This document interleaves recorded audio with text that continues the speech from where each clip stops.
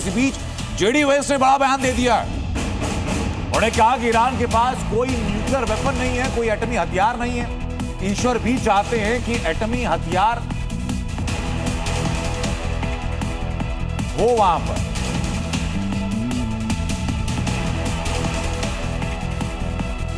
Middle east की जंग में आज वो रात भी हो सकती है जो कि बहुत बड़ी तबाही ला सकती है। ट्रंप का अल्टीमेटम अमेरिकी समय के मुताबिक रात 8 बजे खत्म हो रहा है, जिसमें उन्होंने धमकी दी कि एक रात में ईरान को तबाह कर।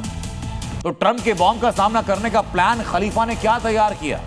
कयामत की रात जिसको कहा जा रहा है, जहां एक तरफ ट्रंप के बॉम्ब होंगे तो दूसरी तरफ ईरान के फिदायीन होंगे। क्या होने वाला है आज रात, इस रिपोर्ट में उसकी संभावना दिखाता हूं।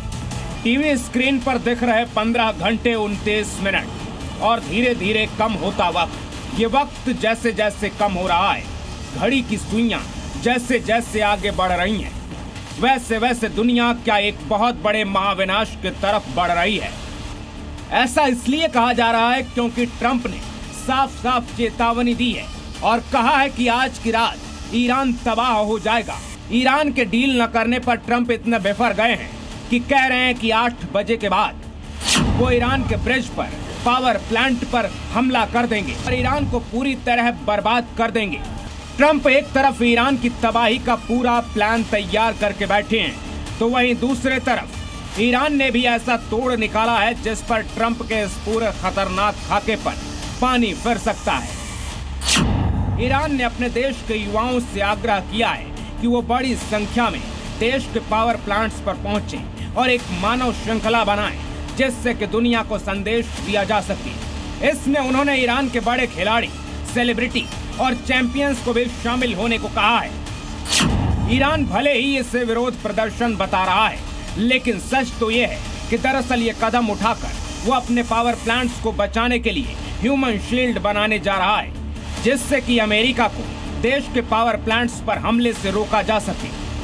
बकायदा ईरान की नेशनल मीडिया पर आकर ईरान के मंत्री ऐलान कर चुके हैं, लोगों को बुला रहे हैं। यानी कयामत की रात में एक तरफ अमेरिका के खतरनाक बम होंगे, तो वहीं ईरान के मानव बम उनका सामना करने के लिए तैयार होंगे। ईरान की ये ऐसी रणनीति है जिससे वो जानता है कि अगर अमेरिका ने हमला किया तो वो दुनिया की नजरों में सबसे बड़ा विलेन बन जाएगा, क्योंकि एक तरफ वो किसी देश के ऊर्जा साधनों को तबाह करने वाला है, तो वहीं दूसरी तरफ नागरिकों पर हमला उसे बहुत भारी पड़ सकता है। और यही वजह है कि अब अमेरिका के अल्टीमेटम का ये तरीका निकाला गया है। इतना ही नहीं, ईरान ने ट्रंप को उन्हीं की भाषा में करारा जवाब भी दिया है। ईरान के एक नेता ने बयान दिया और कहा कि ट्रंप के पास 20 घंटे हैं कि वो ईरान के सामने आत्मसमर्पण कर दें, वरना अमेरिका और उसके सहयोगी पाषाण युग में लौट जाएंगे। साथ ही ईरान ने यह भी कहा कि वो किसी भी कीमत पर पीछे नहीं हटने वाले। यानी करीब 15 घंटे 25 मिनट के बाद जो हमला होगा उसमें अमेरिका का वार एक तरफा नहीं होगा, बल्कि ईरान भी अपने ब्रिज और पावर प्लांट्स को बचाने के लिए पूरा प्लान तैयार कर चुका है। वो साफ कर चुका है कि ना तो ट्रंप की धमकी से डरेगा और ना ही झुकेगा। ऐसे में कयामत की रात में क्या होने वाला है, इसकी चिंता अब पूरी दुनिया में छा गई है। Bureau report, C media. America ने ईरान की तबाही का चक्रव्यूह कैसे रचा है, जरा उसकी संरचना में समझाता हूं आपको। कहां से अटैक कर सकता है, ये पूरी स्ट्रैटेजी आज राजनीति में आप समझ लीजिए।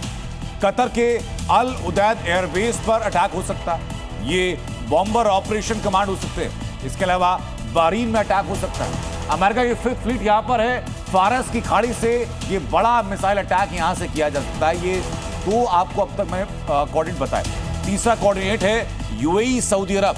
अटैक के लिए यूएई और सऊदी अरब के एयर स्पेस का इस्तेमाल अमेरिका कर सकता है। यहाँ पर अमेरिकी बेस भी हैं सऊदी के अंदर, आप ये भी ध्यान रखिएगा। यहीं से फाइटर जेट उड़ान भरेंगे भी, जिनको कि डिप्लॉय पहले से किया गया है। उसके अलावा सबसे naval support base Diego Garcia, जहां पर B-2 और B-52 बॉम्बर्स डिप्लॉयड हैं, इनपुट है। यहां से भी वो उड़ान भर सकते हैं ईरान पर सीधा अटैक करने के लिए। ये 4 स्ट्रेटेजिकली लोकेशन जहां पर की चक्रव्यूह रचा बताया जा रहा है।